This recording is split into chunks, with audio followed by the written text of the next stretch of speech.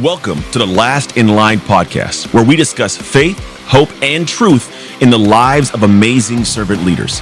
You are in the right place if you crave purpose and if you hunger for a life of significance. This podcast applies biblical truth to our daily lives, and we pray that you walk away encouraged and inspired. This is the Last in Line podcast. Gentlemen, I regret to inform you that effective immediately, the world has us convinced that our significance and our success and our worth is dependent upon the affirmation and validation that it decides we receive. You and I decide what we need, but the world decides what we receive. And whether those line up or not determines whether you have the fortitude to forge ahead, regardless of the circumstance or the outcome. And what I mean by that is, if those align, if my needs align with what the world feels like it's going to give me, or what it thinks I deserve to receive in affirmation or validation, then that's where I hamstring myself and prohibit my progress.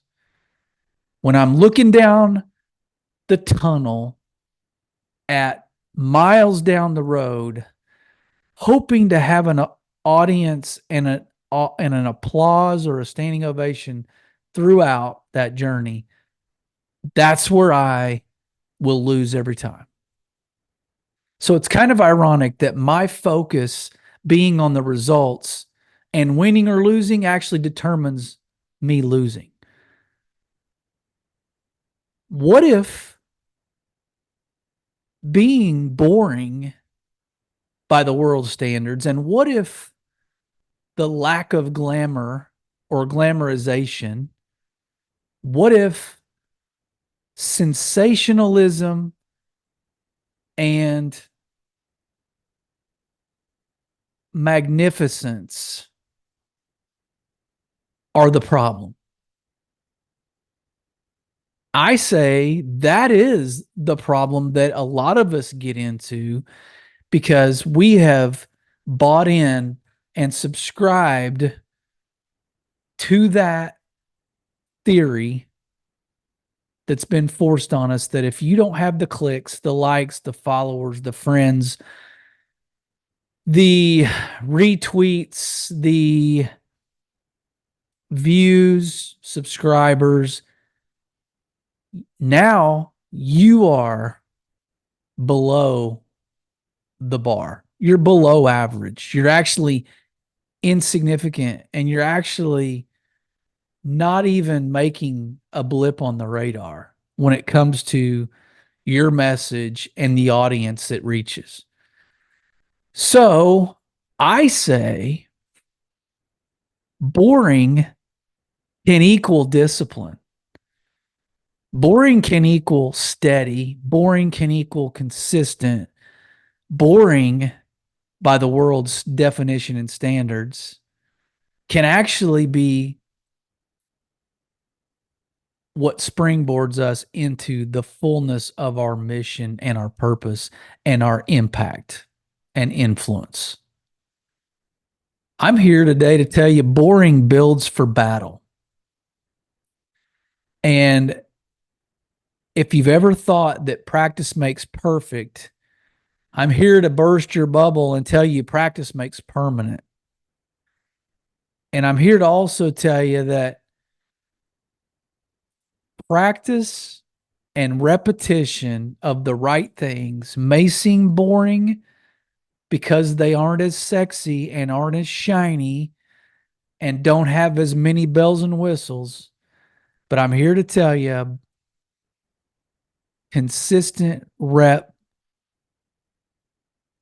repetition builds us for battle. Building the muscle memory in our spiritual life, in our relational life, I think we think that it means mundane, it means monotonous, it means less than fulfilling, unfulfilling.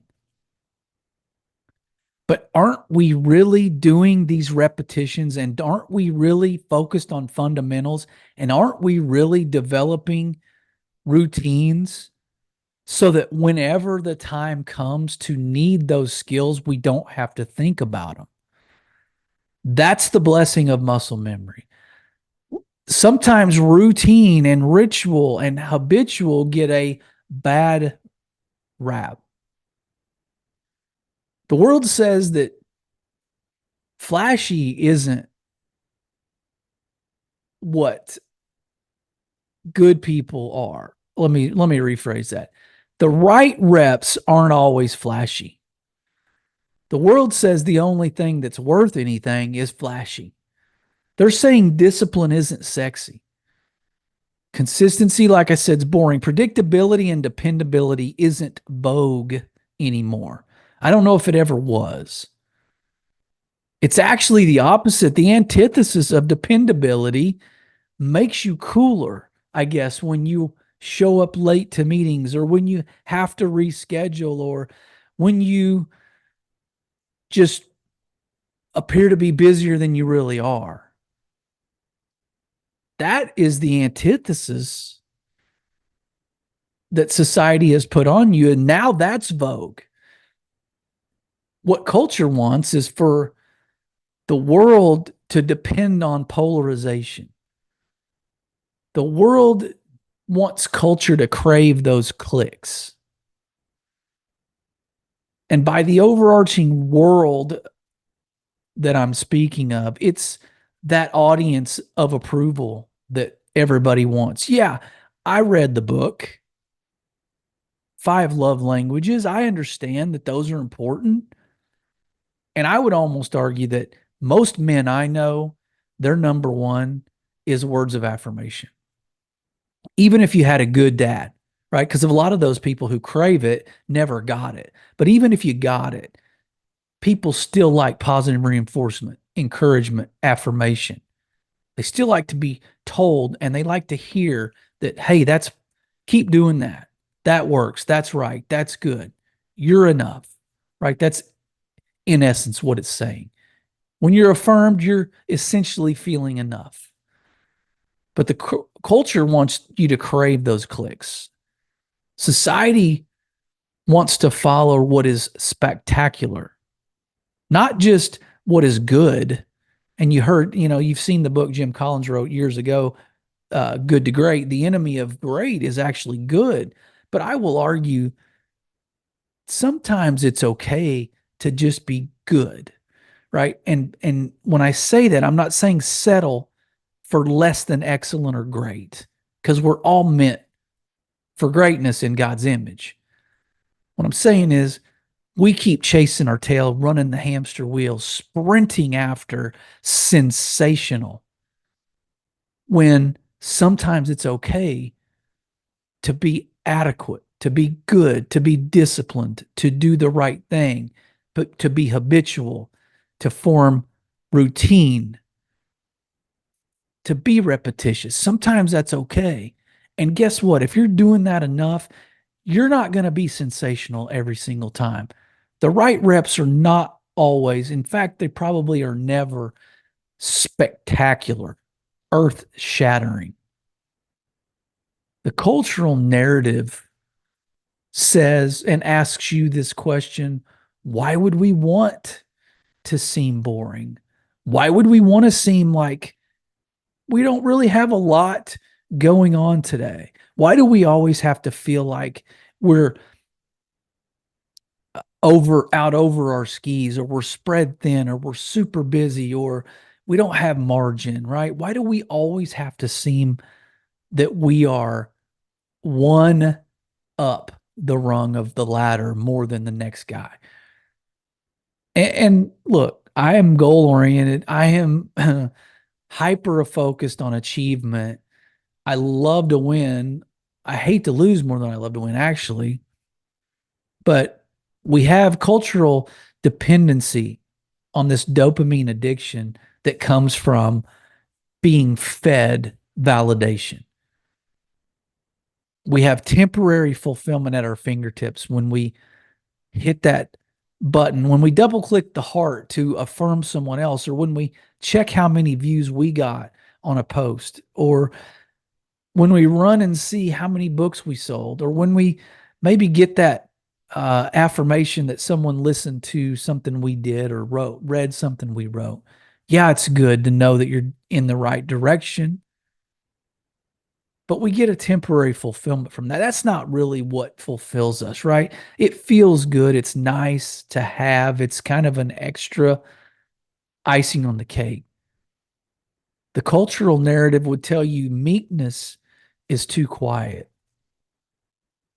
The loudest voice is usually the best voice, and the most impactful voice is what the cultural narrative would tell you. But I got news for you. Jesus was meek, and I'm okay doing what he did. Meek is voluntary control of the power within us. So we are strong. We are potentially dangerous. We are powerful, but it's used as we see needed, and it's a voluntary control. I think the world would co-sign the fact that it's okay to be a one-hit wonder, a flash in the pan, a guy that comes out of the gate strong and makes a huge splash, and then we don't hear from him. Everybody's okay with that because guess what? It satisfied the appetite in the moment of all the clicks of the train wreck, of getting the rubbernecking virtually throughout technology and throughout the virtual world that is the social media sphere.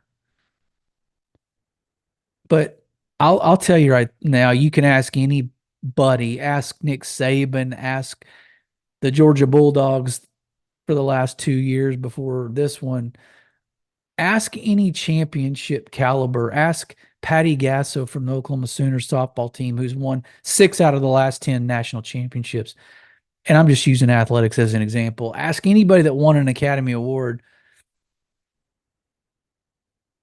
The champions aren't built on the podium. It's merely where they're recognized. Greatness happens in the dark, behind closed doors, where there's nobody watching. If you've ever watched Yellowstone, you heard the cowboy say, his best ride is the one no one ever saw. So if cowboys that wrangle horses and cattle and compete, it's an art form. But some of them know that their best days on that horse were alone in the woods, in the pasture, in the pen that nobody ever saw. I'll ask you, what do you need from people to make you feel like your ride was good? Can't you ship good work, and can't you execute goodness and efficiency and effectiveness without being seen doing it? If not, if your answer is no, then you are super dependent on the audience clapping for your jokes, right? You're super dependent. You're not okay with you. Because if I know I'm doing good work, I don't need anyone to see it. I can check the box, I can sign off, I can close that chapter, I can move on to the next thing. Your ride is the best one that nobody will see. Your best ride is the one nobody will see, possibly. Are you okay with that? That's a question you have to answer. The grind is lonely, but it's worthy. Why? Because it's building you for something greater. It's building you for something that will benefit somebody else and serve somebody else. The grind is lonely, but it's worthy because guess what? You're playing for an audience that you can't see. And you know that one day God will say, good, well done, good and faithful servant. But I think you got to understand why you're on a mission that you're on. And if you answer that question and you know exactly that you know why in your heart of hearts are you on this mission, if you can answer that definitively, unequivocally, without wavering, without hesitation, then you don't need the audience, negative or positive audience, right? Sometimes the negative audience just means you're doing right. If you got a lot of people hating on you, most likely you're going in the right direction nowadays, especially. But who's your purpose here to serve? That's the question.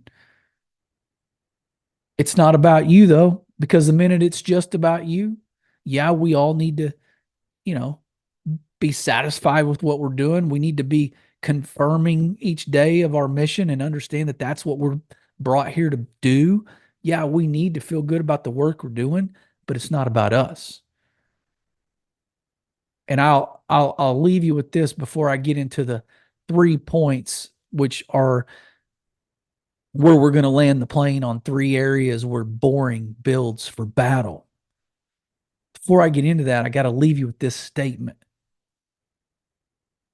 And I'm stealing it from Andy Mineo, the Christian rapper. If you stay ready, you don't have to get ready. Sometimes staying ready is boring. Sometimes it's seemingly dull. Sometimes it's very hard. And sometimes it's very thankless. And definitely there are crickets in the bleachers. Because when you stay ready, you got to do it when no one's watching, when nobody expects it, when nobody cares, when nobody's there, when nobody understands. Because when you got to be ready, you don't have to get ready. You already are. And that comes from doing the same boring strokes, the same boring reps, the same boring disciplines, the same boring routines that make you great and make you capable for somebody when the time comes. 3 areas where boring builds for battle. The first one is in the dungeon. The dungeon is where the iron and steel is forged. The dungeon is where the actual construction takes place. The preparation, the resilience is being forged. In the dungeon, in that underground, if you will, the reps underground, where it's away from society, where it may defy social norms, where it absolutely removes itself and alienates itself from the social circle. Forging that strength where steel undergoes friction, heat, resistance. That's where it sharpens, is in the dungeon. When I go in the garage to work out and lift weights 5 days a week, when I do that, there's nobody with me. There's nobody watching. Unfortunately, there might be people listening because I break myself to points of sometimes it comes out in audio form when I am grunting or straining or just exhilarating. I don't know, but sometimes it's heard, but it's not seen so much. A lot of times it's not even known, but I know. And one day, if that ever pays off to be super capable physically, then other people will know. But that's not why I'm there. I'm building resilience because A, I'm called to take care of my body and steward over this temple. B, I'm called to be capable and lead and protect and provide. C, I'm called to stay prepared even when others aren't. Even when there's not a battle, I'm still called to prepare for it. So that's where it happens, is in the dungeon. Second area where boring builds for battle is in the dark. Like I said, stop needing an audience.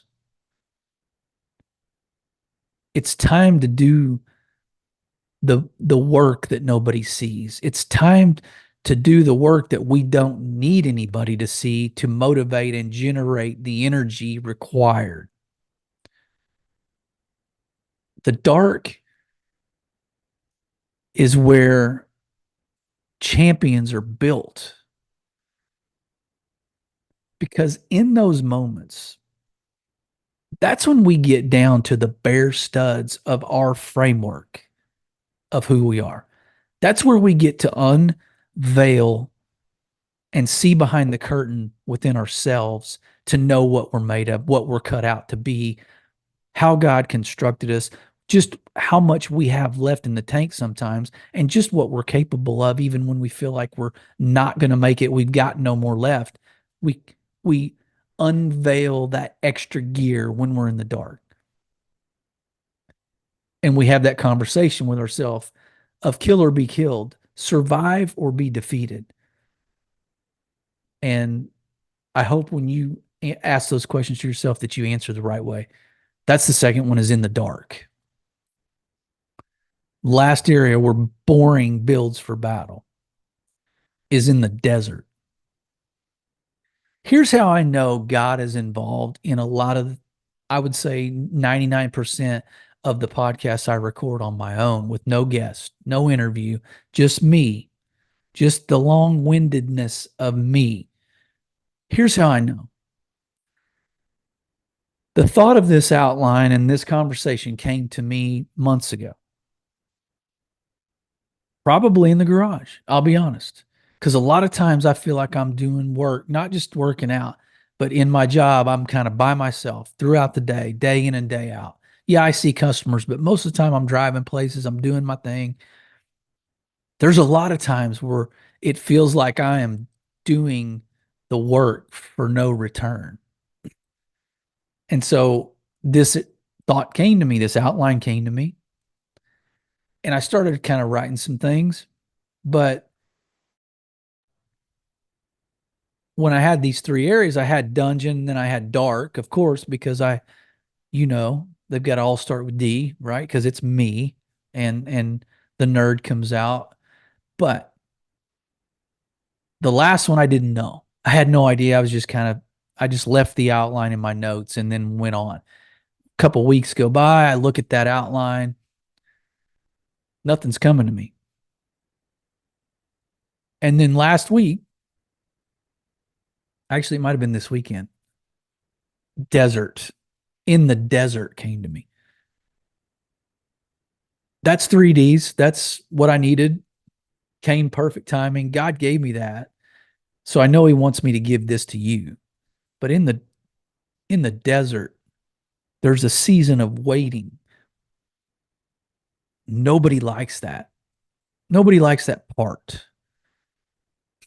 I mean, I'm in a season of waiting physically. I feel like I'm doing the same weight I did last year. Like, I don't feel like I'm getting a whole lot stronger. There's a season. Muscles break down. They rebuild at a certain time, right? You keep doing the same reps. Resting is crucial. Diet is crucial. Movements are crucial. Weight and reps are crucial. But I say all that to say, maybe I'm as strong as I'm going to get. I doubt it.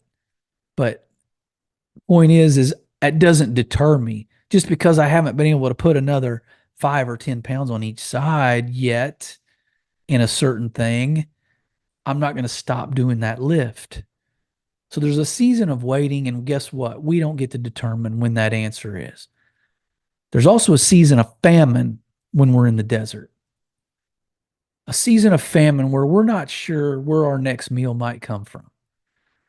We're not sure what that next thing is that is going to be the sustenance spiritually, relationally, professionally. We don't know what that thing is going to be, that the light that flickers on to keep us hopeful. Because the desert of waiting, when you're wandering and waiting, you wonder if, could this be it? Could this just be the end of the line? And then God drops something in your life that that quenches your thirst, quenches your appetite. That's the third thing in the desert is there's a season of thirst, right? But you've got to stay hungry, you got to stay thirsty in order to beat that time of waiting in the desert, the time of dry, arid, just dehydration in your spirit, in your heart. Your mindset gets dry. It gets anorexic because you're in this season of famine, right? You're thirsty, so you're craving it, and that's where people get into a dangerous slippery slope because they start looking for anything and everything that looks like food, that looks like water, that might quench something they crave, and then it gets them off track. They go after certain things. They go after sin. They go after lust. They go after idolatry. They go after money. They go after status, whatever, because they feel like they've been in the desert. I've gotten nothing back. I've dumped coin after coin in this slot machine and nothing's returning. So I'm just going to go over here to something that looks like what I wanted. It resembles it a little bit.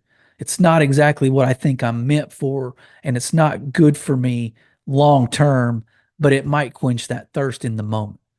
Guys do that because we get tired. We run out of gas in the desert. We're tired of waiting. We're tired of starving. We're tired of thirsting. And we start grasping at straws that are outside the framework of our integrity and our character and what spiritual righteousness and godliness looks like.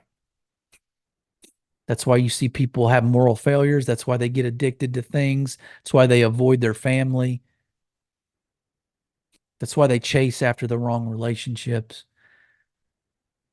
I'm encouraging you to stay in the desert, stay hopeful, stay in the grind when you're there because it's not permanent.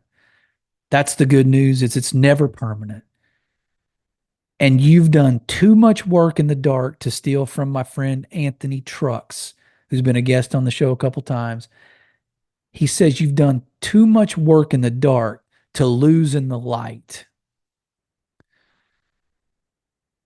We've done too much work, guys, in that dungeon, in the dark, in the desert, to lose in the light. One slip, one moment of weakness, one temptation, one lie you believe or you tell yourself can cause defeat in the whole vast purposeful scheme, all because of one fleeting moment of weakness. So I'm here to tell you guys, we are I hope I didn't burst your bubble, but boring is okay, guys. When you're doing when you're grinding and you're doing the reps and it's boring and it's monotonous and it seems like it's for nothing. Boring builds for battle, guys. I told you what the world says. I told you what culture wants. I told you what's flashy, what they like, what they're going to reinforce and affirm and validate. I told you what the cultural narrative is. It's up to us to be different. We're men of faith. We're leaders, called to be different, called to swim upstream, called to lean into that headwind that is the paganistic culture of depravity and sin and ultimately evil. So we're called to stand in the face of that. Champions aren't built on the podium, guys. They're built in those areas where boring builds for battle. 1 was the dungeon. 2 was in the dark. 3 was in the desert. If you got to get blinders on to do the work, do it. You don't need an audience. God's watching. God's called you for more than this. It's not about you, but he's called you to be better than the rest of them. With that, be blessed.